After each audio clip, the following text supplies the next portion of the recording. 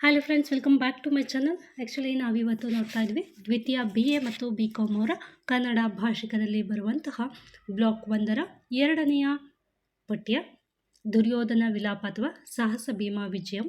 ಈ ಒಂದು ಪದ್ಯಕ್ಕೆ ಸಂಬಂಧಪಟ್ಟಂತೆ ಪದ್ಯದ ಸಾರಾಂಶ, ವಿಶ್ಲೇಷಣೆ ಮತ್ತು ಮುಖ್ಯ 2 ಪ್ರಶ್ನೆಗಳಿಗೆ ಉತ್ತರವನ್ನು ಸಹ ನಾವು ಈಗಾಗಲೇ ಹಿಂದಿನ 2 ವಿಡಿಯೋಗಳಲ್ಲಿ ನೋಡಿದ್ವಿ. ಈಗ ಕೊನೆಯದಾಗಿ ಇನ್ನು ಒಂದು ಮುಖ್ಯವಾದಂತಹ ಒಂದು ಪ್ರಶ್ನೆ, ಅಭಿಮನ್ಯುವಿಗೆ ಕುರಿತಾಗಿ ಈ 3 ರೀತಿಯ ಪ್ರಶ್ನೆಗಳನ್ನು ಕೇಳಬಹುದಾಗಿರುತ್ತೆ. ಅದರಲ್ಲಿ ಯಾವುದೇ ಪ್ರಶ್ನೆಯನ್ನು ಕೇಳಿದ್ರೂ ಸಹ ನೀವು ಇದೇ ಉತ್ತರವನ್ನು ಬರೆದ್ರೆ ಸಾಕಾಗತ್ತೆ. ಮೊದಲನೇದಾಗಿ, ಅಭಿಮನ್ಯುವಿನ ಕಳೆಬರಹವನ್ನು ಕಂಡಾಗ ದುರ್ಯೋಧನನು ವ್ಯಕ್ತಪಡಿಸುವ ದುಃಖ ಮತ್ತು ಮೆಚ್ಚುಗೆಯ ಮಾತುಗಳನ್ನು ತಿಳಿಸಿ ಅಂತ ಹೇಳಿ ಕೇಳಬಹುದು. ಅಥವಾ ದುರ್ಯೋಧನನು ಶತ್ರುವಿನ ಮಗ ಅಭಿಮನ್ಯುವಿನ ವೀರತ್ವವನ್ನು ಹೇಗೆ ಗೌರವಿಸುತ್ತಾನೆ ತಿಳಿಸಿ ಅಂತ ಹೇಳಿ ಕೇಳಬಹುದಾಗಿರುತ್ತೆ. ಅಥವಾ ದುರ್ಯೋಧನ ಒಬ್ಬ ಉದಾತ್ತ ವೀರ ಅಥವಾ ಟ್ರಾಜಿಕ್ ಹೀರೋ ಹೇಗೆ ವಿವರಿಸಿ ಅಂತ ಹೇಳಿ ಕೇಳಬಹುದಾಗಿರುತ್ತೆ. ಇಲ್ಲಿ ಯಾವುದೇ ರೀತಿಯಾದಂತಹ ಪ್ರಶ್ನೆಯನ್ನು ಕೇಳಿದ್ರೂ ಸಹ ಉತ್ತರ ಒಂದೇ ಆಗಿರುತ್ತೆ. ಆದರೆ ಪ್ರಶ್ನೆಗಳು ಬೇರೆ ಬೇರೆ ರೀತಿಯಲ್ಲಿ ಕೇಳುವಂತಹ ಸಾಧ್ಯತೆ ಇರುತ್ತೆ. ಈಗ ಮೊದಲಿಗೆ ಉತ್ತರವನ್ನು ನೋಡೋದಾದರೆ, ರನ್ನನ ಸಾಹಸ ಭೀಮಾ ವಿಜಯಂ ಅಥವಾ ಗದಾಯುದ್ಧ ಕಾವ್ಯದ 8ನೇ ಆಶ್ವಾಸದಲ್ಲಿ ಬರುವ ಸಮರ ವಿಲಾಪ ಭಾಗವು ಅತ್ಯಂತ ಹೃದಯಸ್ಪರ್ಶಿಯಾಗಿದೆ. ದುರ್ಯೋಧನನು ರಣಭೂಮಿಯಲ್ಲಿ ಸಂಚರಿಸುತ್ತಾ ತನ್ನವರು ಮಾತ್ರವಲ್ಲದೆ ಶತ್ರುಪಕ್ಷದ ವೀರರ ಶವಗಳನ್ನು ಕಂಡೂ ಕೂಡ ಮರುಗುತ್ತಾನೆ.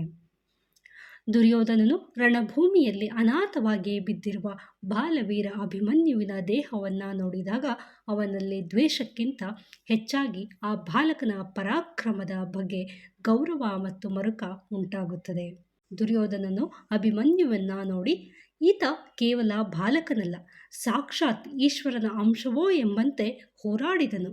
ನಮ್ಮೆಲ್ಲ ಮಹಾರಥಿಗಳನ್ನು ಅಂದರೆ ದ್ರೋಣ, ಕರ್ಣ, ಕೃಪಾಚಾರ್ಯರಂತಹ ಘಟಾನುಘಟಿಗಳನ್ನು ಒಬ್ಬನೇ ಎದುರಿಸಿ ಬೆವರಿಳಿಸಿದ ವೀರನಿವನು ಎಂದು ಶ್ಲಾಘಿಸುತ್ತಾನೆ. ನಿನ್ನ ಜೊತೆ ಹೋರಾಡಿದವರೆಲ್ಲ ಶೂರರೇ. ನೀನೊಬ್ಬನೇ ಏಕಾಂಗಿ ವೀರನಾಗಿ ಹೋರಾಡಿ ಹಲವು ಶತ್ರುಗಳನ್ನು ಕೊಂದು ಹಾಕಿದೆ. ನಿನಗೆ ಜನ್ಮವಿತ್ತವಳು ಸಾಮಾನ್ಯ ಮಹಿಳೆಯಲ್ಲ. ನಿನ್ನನ್ನು ಪಡೆದಾಗಲೇ ವೀರಜನನಿ, ವೀರಮಾತೆ ಎಂಬ ಹೆಸರು ಪಡೆದಿದ್ದಾಳೆ. ಹಸಿವಿನಿಂದ ಇದ್ದವರಿಗೆ ಅನ್ನವನ್ನು ಹಸಿದು ಬಂದವರಿಗೆ ಇಕ್ಕುವಂತೆ, ಹಸಿವಿನಿಂದ ಇದ್ದವರಿಗೆ ಅನ್ನವನ್ನು ಹಸಿದು ಬಂದವರಿಗೆ ಇಕ್ಕುವಂತೆ ಅಥವಾ ಊಟವನ್ನು ಬಡಿಸುವ ರೀತಿಯಲ್ಲಿ ಯುದ್ಧರಂಗದಲ್ಲಿ ಕುಂದದೆ ಹಿಂದಿರುಗದೆ ರಣರಂಗದಲ್ಲಿ ಶುಚಿತ್ವವನ್ನು ಹೊಂದಿರುವಂತಹ 4 ನರರು ನಮಗೆ ಪೂಜನೀಯರು. ಅದರಲ್ಲಿ ನಿಜಕ್ಕೂ ಸಾಹಸದನನೆಂದರೆ ಈತನೇ ಎಂದು ಕೈಮುಗಿಯುತ್ತಾನೆ. ಅಭಿಮನ್ಯುವನ್ನು ಸಿಂಹದ ಮರಿಗೆ ಹೋಲಿಸುತ್ತಾನೆ. ದೊಡ್ಡ ಆನೆಗಳ ಹಿಂಡನ್ನು ಸೀಳುವ ಸಿಂಹದ ಮರಿಯಂತೆ ಇವನು ನಮ್ಮ ಸೈನ್ಯವನ್ನೇ ಧ್ವಂಸ ಮಾಡಿದನು ಎಂದು ಅವನ ಶೌರ್ಯವನ್ನು ಕೊಂಡಾಡುತ್ತಾನೆ. ನಿನ್ನ ಪರಾಕ್ರಮಕ್ಕೆ ಸಮನಾಗಿರುವುದು ಯಾವುದೂ ಇಲ್ಲ. ಅಸಮಬಲನಾದ ನಿನ್ನನ್ನು ಗೆಲ್ಲಲು ಸಾಧ್ಯವೇ ಇಲ್ಲ. ನಿನ್ನಂತೆ ಯುದ್ಧ ಮಾಡಲು ಯಾರಿಂದಲೂ ಸಾಧ್ಯವಿಲ್ಲ. ನನ್ನಲ್ಲಿ ಪ್ರಾರ್ಥನೆ ಏನೆಂದರೆ, ನಿನ್ನ ಸಾಹಸದಲ್ಲಿ ಒಂದಂಶಕ್ಕೆ ಅನುರೂಪವಾದ ಮರಣವೆನಗೆ ಬರಲಿ ಎಂದು ತನಗೆ ತಾನೇ ಹೇಳಿಕೊಳ್ಳುತ್ತಾನೆ. ಇದೇ ಸಂದರ್ಭದಲ್ಲಿ ದುರ್ಯೋಧನನಿಗೆ ತನ್ನ ಸ್ವಂತ ಮಗ ಲಕ್ಷ್ಮಣಕುಮಾರನ ನೆನಪಾಗುತ್ತದೆ. ಅಭಿಮನ್ಯು ಯುದ್ಧದಲ್ಲಿ ಲಕ್ಷ್ಮಣಕುಮಾರನನ್ನು ಕೊಂದಿರುತ್ತಾನೆ. ತನ್ನ ಮಗನನ್ನೂ ಕೊಂದವನು ಎಂಬ ಕೋಪಕ್ಕಿಂತ ಅಷ್ಟು ಚಿಕ್ಕ ವಯಸ್ಸಿನಲ್ಲಿ ಇಬ್ಬರು ವೀರರು ವೀರಮರಣವನ್ನಪ್ಪಿದರಲ್ಲ ಎಂಬ ವಿಷಾದ ಅವನಲ್ಲಿ ಮೂಡುತ್ತದೆ. ದ್ರೋಣ, ಕರ್ಣರಂತಹ ಹಿರಿಯ ವೀರರು ಸೇರಿ ಒಬ್ಬ ಬಾಲಕನನ್ನು ಈ ರೀತಿ ಸಾಲಾಗಿ ನಿಂತು ಕೊಂದರಲ್ಲ ಎಂಬ ಪಶ್ಚಾತ್ತಾಪದ ಛಾಯೆಯೂ ಅವನ ಮಾತುಗಳಲ್ಲಿ ವ್ಯಕ್ತವಾಗುತ್ತೆ. ಇದು ಯುದ್ಧದ ಕ್ರೌರ್ಯವನ್ನು ತೋರಿಸುತ್ತದೆ. ಸಾಮಾನ್ಯವಾಗಿ ದುರ್ಯೋಧನನನ್ನು ಕ್ರೂರಿ ಎಂದು ಚಿತ್ರಿಸಲಾಗುತ್ತದೆ. ಆದರೆ ರನ್ನನು ಇಲ್ಲಿ ದುರ್ಯೋಧನನ ಮೂಲಕ ಶತ್ರುವಿನ ಮಗನಾದ ಅಭಿಮನ್ಯುವಿನ ವೀರತ್ವಕ್ಕೆ ಗೌರವ ತೋರಿಸುತ್ತಾನೆ. ಅಭಿಮನ್ಯುವಿನಂತಹ ವೀರನು ಹುಟ್ಟುವುದು ಅಪರೂಪ. ಇಂತಹ ವೀರ ಸಾವು ನನಗೂ ಬರಲಿ ಎಂಬ ಅರ್ಥ ಬರುವಂತೆ ದುರ್ಯೋಧನನು ವಿಲಾಪಿಸುತ್ತಾನೆ. ಇದು ದುರ್ಯೋಧನನ ಪಾತ್ರಕ್ಕೆ ಒಂದು ಉದಾತ್ತ ವೀರ ಎಂಬ ಗೌರವವನ್ನು ತಂದುಕೊಡುತ್ತದೆ. ಇದಿಷ್ಟು ಮೇಲಿನ ಪ್ರಶ್ನೆಗೆ ಇದು ಉತ್ತರವಾಗಿರುತ್ತೆ. ನೆಕ್ಸ್ಟ್ ನಿಮಗೆ 5 ಅಂಕಕ್ಕೆ ಸಂದರ್ಭವನ್ನು ಕೇಳ್ಬೋದು. ಇದರಲ್ಲಿ 2 ರೀತಿಯ ಪ್ರಶ್ನೆಯನ್ನು ಕೇಳ್ತಾರೆ. ಒಂದು ಪದ್ಯದ ಪ್ಯಾರಾಗ್ರಾಫನ್ನು ಕೊಟ್ಟು ಭಾವಾರ್ಥ ಸಹಿತ ಸಂದರ್ಭವನ್ನು ವಿವರಿಸಿ ಅಂತ ಹೇಳಿ ಕೇಳಬಹುದು, ಅಥವಾ ಒಂದು ಲೈನ್ನಲ್ಲಿ ಯಾವುದಾದ್ರೂ ಪದ್ಯದ ಮಧ್ಯದಿಂದ ಯಾವುದಾದ್ರೂ ಒಂದು ಲೈನನ್ನು ಕೊಟ್ಟು ಇದನ್ನು ಸಂದರ್ಭ ಸಹಿತ ವಿವರಿಸಿ ಅಂತ ಸಹ ಕೇಳ್ಬೋದು. ಯಾವುದನ್ನು ಕೇಳಿದ್ರೂ ಸಹ ನೀವು ಉತ್ತರವನ್ನು ಬರೆಯುವಾಗ ಹೀಗೆ ಬರೀಬೇಕಾಗತ್ತೆ. ಎಕ್ಸಾಂಪಲ್ ಆಗಿ ಒಂದು ಉತ್ತರವನ್ನು ಕೊಡೋದಾದರೆ, ಮೊದಲಿಗೆ ಇಲ್ಲಿ ಒಂದು ಪ್ಯಾರಾಗ್ರಾಫನ್ನು ತೆಗೆದುಕೊಂಡಿದ್ದೀನಿ. ಅಸಮಬಲ ಭವದ್ವಿಕ್ರಮ ಮಸಂಭವಂ ಪೆರರ್ಗೆ ನಿನ್ನನ್ ನಿನಿತಂ ಪ್ರಾರ್ಥಿಸುವೆನ್ ಅಭಿಮನ್ಯು ನಿಜ ಸಾಹಸೈಕ ದೇಶಾನುಮರಣಂ ಯಮಗಕ್ಕೆ ಗಡ. ಈ ಒಂದು ಪದ್ಯದ ಭಾಗವನ್ನು ಮಹಾಕವಿ ರನ್ನ ಬರೆದ ಸಾಹಸ ಭೀಮ ವಿಜಯಂ ಅಥವಾ ಗದಾಯುದ್ಧ ಎಂಬ ಕಾವ್ಯದಿಂದ ಆರಿಸಿಕೊಳ್ಳಲಾಗಿದೆ. ನೀವು ಯಾವುದೇ ಸಂದರ್ಭವನ್ನು ಬರಿಬೇಕಾದ್ರೂ ಕೂಡ ಈ ಒಂದು ಲೈನನ್ನು ನೀವು ಆ್ಯಡ್ ಮಾಡಬೇಕು ಅಂತ ಹೇಳಿ ನಾನು ಪ್ರತಿ ಸತಿ ಹೇಳ್ತಾ ಇರ್ತೀನಿ. ಸೊ ಯಾವ ಪದ್ಯದ್ದು ಅನ್ನೋದು ನಮಗೆ ಮೊದಲು ಗೊತ್ತಿರಬೇಕಾಗತ್ತೆ. ಈ ಒಂದು ಸಾಲನ್ನು ಬರಿಬೇಕಾದ್ರೆ ಇದಕ್ಕೂ ಕೂಡ ಮಾರ್ಕ್ಸು ಕೌಂಟ್ ಆಗುತ್ತೆ. ನೆಕ್ಸ್ಟ್ ಸಂದರ್ಭವನ್ನು ಬರೆಯುವುದಾದರೆ, ಕುರುಕ್ಷೇತ್ರ ಯುದ್ಧದ ಅಂತಿಮ ಹಂತದಲ್ಲಿ ದುರ್ಯೋಧನನು ರಣಭೂಮಿಯಲ್ಲಿ ಅಲೆದಾಡುತ್ತಾ ತನ್ನವರು ಮತ್ತು ಶತ್ರುಪಕ್ಷದ ವೀರರ ಶವಗಳನ್ನು ಕಂಡು ದುಃಖಿಸುತ್ತಾನೆ.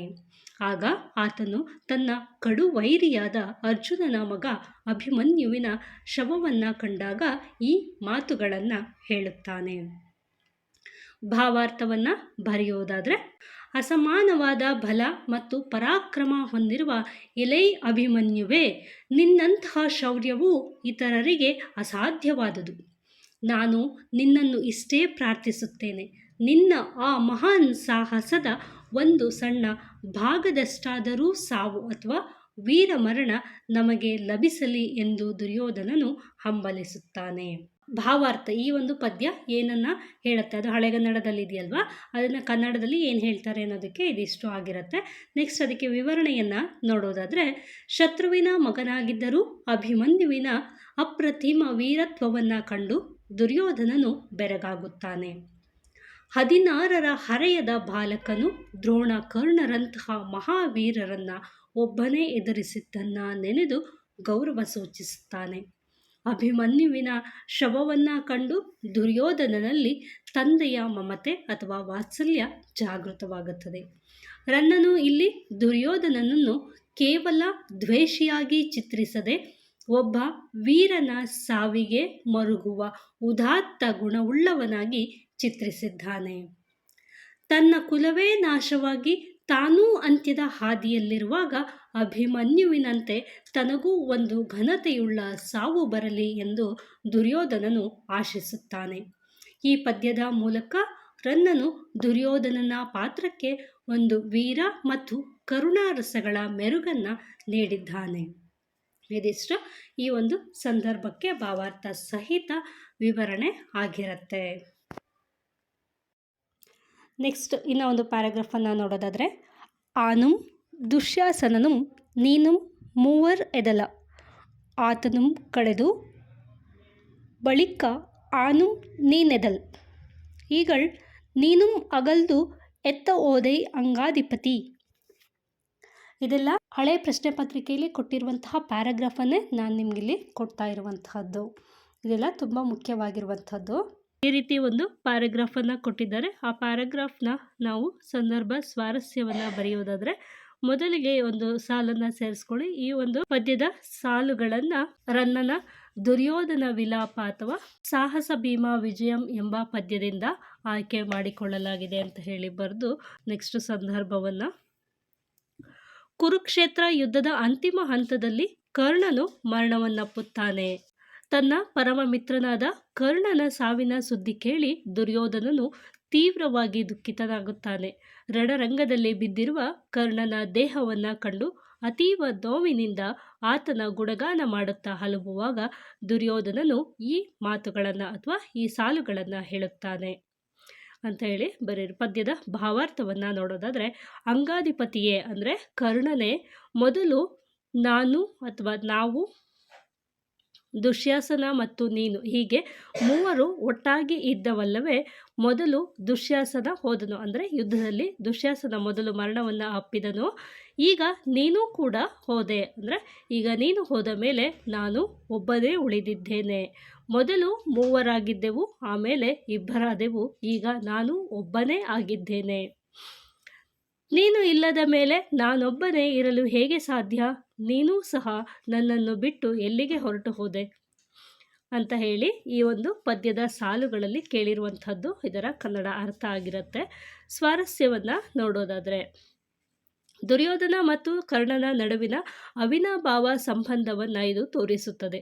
ದುರ್ಯೋಧನನಿಗೆ ಕರ್ಣನು ಕೇವಲ ಒಬ್ಬ ಸೇನಾಪತಿಯಾಗಿರದೆ ತನ್ನ ಪ್ರಾಣಕ್ಕೆ ಸಮಾನವಾದ ಗೆಳೆಯನಾಗಿದ್ದನು. ದುರ್ಯೋಧನನ ಮಾನವೀಯ ಮುಖವನ್ನು ನಾವಿಲ್ಲಿ ನೋಡಬಹುದಾಗಿರುತ್ತೆ. ಕ್ರೂರಿ ಎಂದು ಕರೆಯಲ್ಪಡುವ ದುರ್ಯೋಧನನ ಒಳಗಿರುವ ಮೃದುವಾದಂತಹ ಮಿತ್ರ ಪ್ರೇಮ ಇಲ್ಲಿ ಅನಾವರಣಗೊಂಡಿದೆ. ತನ್ನ ಶಕ್ತಿಯಾಗಿದ್ದ ಸಹೋದರ ಅಥವಾ ದುಶ್ಯಾಸನ ಮತ್ತು ಮಿತ್ರ ಅಂದರೆ ಕರ್ಣ ಇಬ್ಬರನ್ನೂ ಕಳೆದುಕೊಂಡ ದುರ್ಯೋಧನನ ಅಸಹಾಯಕತೆ ಮತ್ತು ಒಂಟಿತನ ಇಲ್ಲಿ ಎದ್ದು ಕಾಣುತ್ತದೆ. ರನ್ನ ಕವಿಯು ಇಲ್ಲಿ ದುರ್ಯೋಧನನ ಪಾತ್ರಕ್ಕೆ ಅತೀವವಾದ ಮಾನವೀಯ ಸ್ಪರ್ಶ ನೀಡಿದ್ದಾನೆ. ಅಹಂಕಾರಿಯಾಗಿದ್ದ ರಾಜನು ತನ್ನವರ ಸಾವಿನಿಂದ ಮರುಗುವ ದುರಂತ ನಾಯಕನಾಗಿ ಕಂಡುಬರುತ್ತಾನೆ. ಇದಿಷ್ಟು ಬ್ಲಾಕ್ 1ರಲ್ಲಿ ಬರುವಂತಹ 2ನೇ ಘಟಕದ ಪ್ರಶ್ನೆ ಮತ್ತು ಅದಕ್ಕೆ ಉತ್ತರ. ನಿಮ್ಮ ಪಠ್ಯ ಪುಸ್ತಕದಲ್ಲಿ ಪದಗಳ ಅರ್ಥವನ್ನು ಸಹ ಕೊಟ್ಟಿರ್ತಾರೆ, ಅದನ್ನು ಸಹ ನೀವು ನೋಡ್ಕೋಬೇಕಾಗತ್ತೆ. ಹಾಗೆಯೇ ಈ ಒಂದು ಪ್ರಶ್ನೆಗಳಿಗೆ ಉತ್ತರವನ್ನು ಸಹ ನೋಡ್ಕೋಬೇಕಾಗತ್ತೆ. ಇಲ್ಲಿ ನಾನು ಈ ಒಂದು ಪಠ್ಯಕ್ಕೆ ಸಂಬಂಧಪಟ್ಟಂತೆ 3 ವಿಡಿಯೋಗಳನ್ನು ಅಪ್ಲೋಡ್ ಮಾಡಿರ್ತೀನಿ. ಒಂದರಲ್ಲಿ ಪಠ್ಯದ ವಿಶ್ಲೇಷಣೆ ಮತ್ತು ಸಾರಾಂಶವನ್ನು ಕೊಟ್ಟಿದ್ದರೆ, ಇನ್ನು 2 ವಿಡಿಯೋದಲ್ಲಿ ನಾನು ಈ ಒಂದು ಪಠ್ಯಕ್ಕೆ ಸಂಬಂಧಪಟ್ಟಂತೆ ಮುಖ್ಯವಾದಂತಹ ಪ್ರಶ್ನೆಗಳಿಗೆ ಉತ್ತರವನ್ನು ಕೊಟ್ಟಿದ್ದೀನಿ. ನಿಮ್ಮ ಪಠ್ಯ ಪುಸ್ತಕದಲ್ಲಿ ಇನ್ನೂ ಒಂದಷ್ಟು ಪ್ರಶ್ನೆಗಳನ್ನು ಕೊಟ್ಟಿದ್ದಾರೆ. ಆ ಪ್ರಶ್ನೆಗಳಿಗೆ ನೀವು ಉತ್ತರವನ್ನು, ಅಂದರೆ ಸಂದರ್ಭ ಸ್ವಾರಸ್ಯವನ್ನು ಹೇಗೆ ಬರೆಯೋದು ಅನ್ನೋದನ್ನು ನೀವು ನೋಡ್ಕೋಬೇಕಾಗತ್ತೆ. ಸಂದರ್ಭ ಸ್ವಾರಸ್ಯ ಆಲ್ಮೋಸ್ಟ್ ಎಲ್ಲದಕ್ಕೂ ಒಂದೇ ರೀತಿ ಬರೆಯೋದು, ಆದರೆ ಯಾರಿಗೆ ಹೇಳಿದರು ಅನ್ನೋದು ಮತ್ತು ಆ ಒಂದು ಸಂದರ್ಭ ಯಾವ ಸಂದರ್ಭದಲ್ಲಿ ಆ ಮಾತುಗಳನ್ನು ಹೇಳಿದರು ಅನ್ನೋದನ್ನು ನೀವು ತಿಳ್ಕೊಂಡ್ರೆ ಸಾಕಾಗತ್ತೆ. ಸೊ ಇದಿಷ್ಟು ನಿಮಗೆ ಯೂಸ್ಫುಲ್ ಆಗಿದೆ ಅಂತ ಅಂದ್ಕೊಳ್ತೀನಿ. ಆಗಿದ್ದರೆ ದಯವಿಟ್ಟು ಲೈಕ್ ಮಾಡಿ, ಹಾಗೆ ಕಮೆಂಟ್ ಮಾಡಿ, ಶೇರ್ ಮಾಡಿ ಅಂತ ಹೇಳ್ತಾ thank you for watching. Keep watching. Take care. Bye.